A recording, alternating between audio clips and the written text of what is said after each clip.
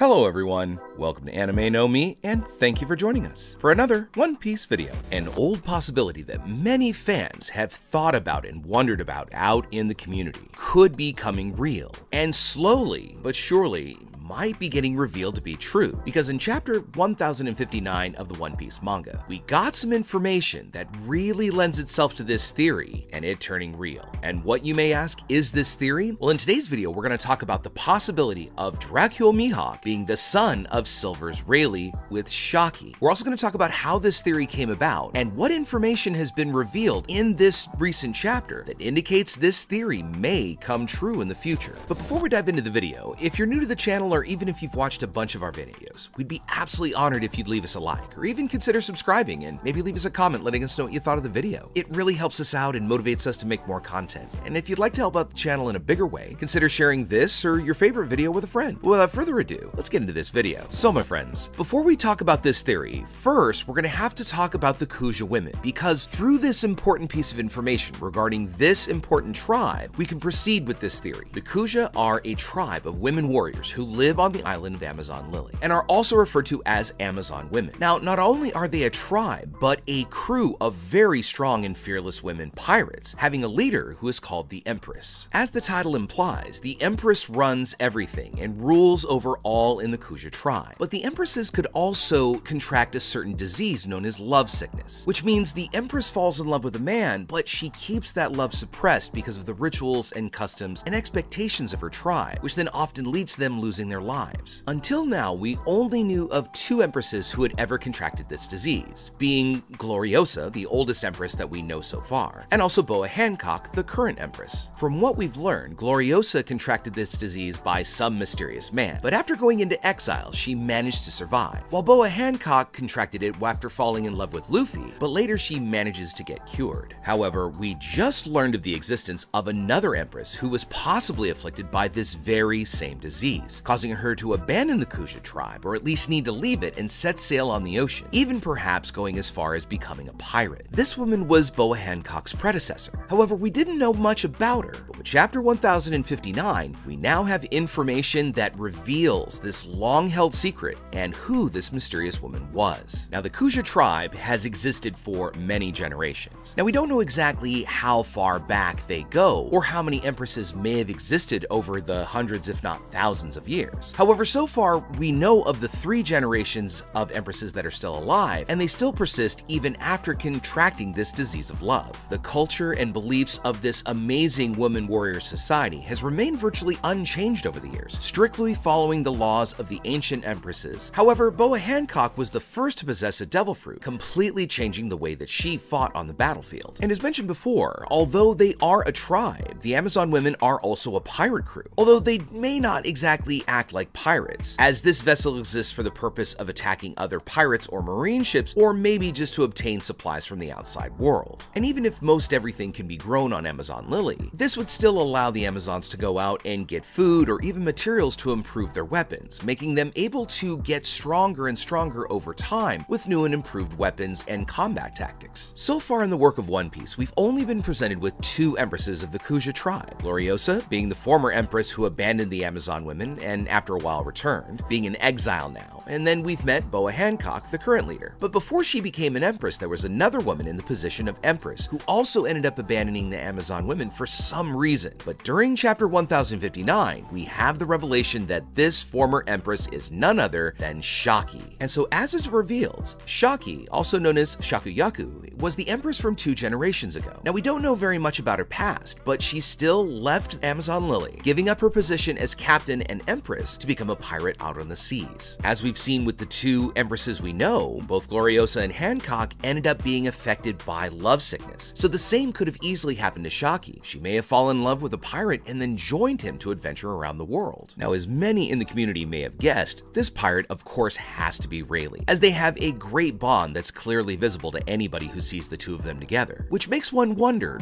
what might have happened during their relationship. Now, as the universe of One Piece has many different ideas and theories floating around, there has been one that said that Mihawk could have been the love child of Shakky and Rayleigh, and there's several reasons to believe this, and first would of course be the appearance of Mihawk. The greatest swordsman and our once dark king have many visual similarities. Mihawk has the same kind of hairline that Shakky has in her hair, besides her black hair as well. And Mihawk also has many similarities with Rayleigh, as in the different motifs in the prints that he has in his clothing are very similar to what Rayleigh used in the past, just really changing the colors. Mihawk and Rayleigh also have a very similar beard, and both use swords as their primary form of combat, which could mean that they might actually have some family connection. Although they really haven't met in person so far, so we don't know if they'd recognize each other or acknowledge each other. After a few years of sailing the vast sea, Shakky gave up the pirate life, and probably to take care of a son, and Mihawk was able to learn how to use the sword because of the help of his father Rayleigh, allowing him to rival Shanks in the future. At some point, she even seemed to have formed a partnership and may have even married Silver's Rayleigh, probably around the same time that she had Mihawk. In this way, they kinda seemed to want to have a normal life, watching their son grow up until he left alone in search of his own dreams. We don't know exactly when it occurred, but Shakky is responsible for saving the Gorgon sisters with the help of Rayleigh and Neon when they were younger. Because of that help, the sisters were able to escape the slavery they'd endured under the world nobles. We also don't have this confirmed, but it's also quite possible that Shakky may have actually abandoned the Amazon women because she ended up falling for Rayleigh's charms, so she had to look for a way not to lose her life to this love sickness. Now, over the centuries, empresses must have come in contact with men from the outside world, and some may have possibly fell victim to the disease of lovesickness and could have even lost their lives. Yet, Empress Gloriosa managed to circumvent this by seemingly leaving her homeland to follow her love, at least for a time. So one could imagine that as Gloriosa left the island, she may have lived in Sabadi Archipelago for some amount of time. And during this time, she may have actually befriended Silver's Rayleigh and Shakky. We don't know the exact time when Shakky became the leader of the Amazon women and subsequently abandoned them, but apparently on this visit, Gloriosa may not have recognized her as one of the Amazon women, or maybe just avoided commenting on the matter. However, by this point in the story, Shakky would have already abandoned her position as captain, and this would have given Gloriosa a place to go. For these actions, Shakky's own people consider her a traitor, but she's also learned many things about the outside world, including about men, something Amazon women maybe don't really have the time to do because there are no men present, so they might just consider it worthless. We saw a little bit of this when Luffy was arrested by the Amazon tribe. Now, Luffy is completely undressed, and as they then observed the anatomy of Luffy's body, it was something kind of from another world because they'd never really seen a man, and many of them, this was the only man they'd ever seen. But getting back to Gloriosa, Gloriosa also discovered Boa Hancock and her sisters, Sandersonia and Marigold, a trio of Kuja who had previously disappeared and had escaped from Mary Joie after 4 years of being imprisoned by the world nobles. Seeing these girls, who were her countrymen, Gloriosa adopted them immediately, kept them with her until she finally returned to Amazon Lily. And the moment she did, she was forgiven by the Empress who replaced her, but she was also kind of tainted by her abandonment and the fact that she had left the tribe. So because of possibly shame or maybe attitude from her countrywomen, Gloriosa chose to live on the outskirts of the Kuja village, where she wouldn't have to be bothered by the affairs of other people who ran the Kuja tribe, and kind of living in an isolated way away from the rest of the women on the island. This same very thing could have come to Shakky. However, after she left, she really didn't ever aim to return to Amazon Lily. She just preferred to go on with Rayleigh for her adventures in the world. But after discovering the world and meeting all kinds of people, they probably just tired of pirate life and decided to live a peaceful life in Sabadi Archipelago, away from the spotlights of the Marines and other pirates, and they were able to keep themselves kind of hidden away from the rest of the world. But based on the timing and the information and just the kind of strong similarity, this does give us hope that Mihawk may indeed be Rayleigh and Shakky's son, explaining even where Mihawk gained this great mastery of swords and just seemingly uncanny ability, even competing and holding his own against Shanks, allowing him to finally and eventually win the title of greatest swordsman in the world. Now, to be perfectly clear, we do absolutely acknowledge that this theory and idea has a lot of holes, because we don't know the exact dates when Shakky was the leader of the Kuja pirates, or when she left, or if her and Rayleigh even had a child. But as our story unfolds along the One Piece storyline, we could easily find out that Shakky became a pirate and when, especially through a flashback, and we may even learn that she is Mihawk's real mother. Because now that the final events of One Piece are happening, we're gonna have lots and lots of info dumps. Just consider what we saw in this recent chapter of 1059. We learned so much information that had been kept hidden for a long time. After the 2-year time skip, we learned that there were new pacifistas that the SSG she had created. However, it was only in this recent chapter where we saw them. These tiny robot children had Lunarian aspects like King, with black wings and fire on their back and white hair and dark skin, but they seem to have the appearance of former Shichibukai, or warlords, as demonstrated by the first Seraphim, who carried a small sword that looked awful lot like Mihawk's, or even the Seraphim that appeared at the end of the chapter with the appearance of Boa Hancock. And it's in this same chapter that we got this crucial information that Shakky was the former leader of the Kuja pirates, something that many fans didn't even think was possible. But after all, Oda never really gave hints of this relationship of Shakky with the Amazon women. It was only in this chapter where we got the information where we knew she was one of them, and apparently had been a great ally, since no Amazon woman seemed to show outward resentment towards her in this chapter. So what we're hoping this means that in these next chapters, we're gonna get to see some interaction between Shakky and the Amazons, and maybe even reveal a bit more of her past and possible revelation of a child she might have had, allowing us to know a lot more about this possible person and if it really has a connection or is Hawkeye Mihawk. But with all that said, we'd love to know what you think about it. What do you think of this idea? And,